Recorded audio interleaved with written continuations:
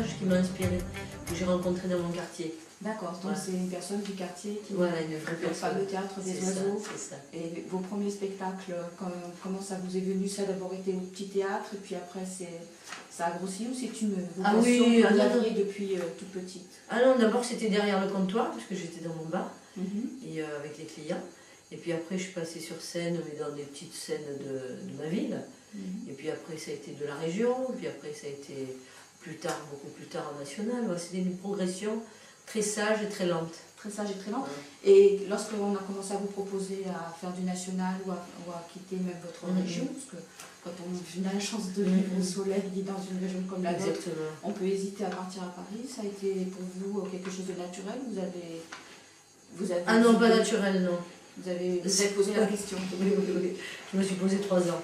Parce que j'avais rencontré mon producteur, mais il m'est tanné pour qu'on aille à Paris, puis faire une démarche nationale. Moi, j'ai attendu 3 ans, j'ai réfléchi 3 ans. Voilà. Ah, quand même. Donc, Et est-ce que vous trouvez une différence dans le public? Parce que c'est quand même un humour qui est très caractéristique à la région. Quand vous avez commencé à vous produire à l'extérieur, est-ce que le public a eu les mêmes comment dire, réaction que le ouais, Sud, ouais. tout de suite. C'est parce que Mado était un personnage tout de suite charismatique et généreux. Et puis les textes étaient écrits, elle avait bien sûr sa spécificité de l'accent, mais les textes étaient écrits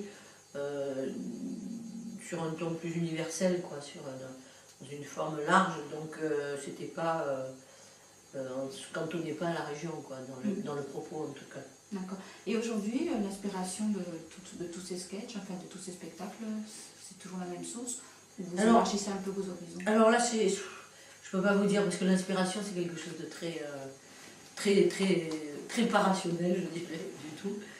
Et après, il y a des thèmes qui m'importent dans mon quotidien. Après, il y a des moments d'inspiration, il y a un truc qui jaillit comme ça de moi, qui est comme une nécessité.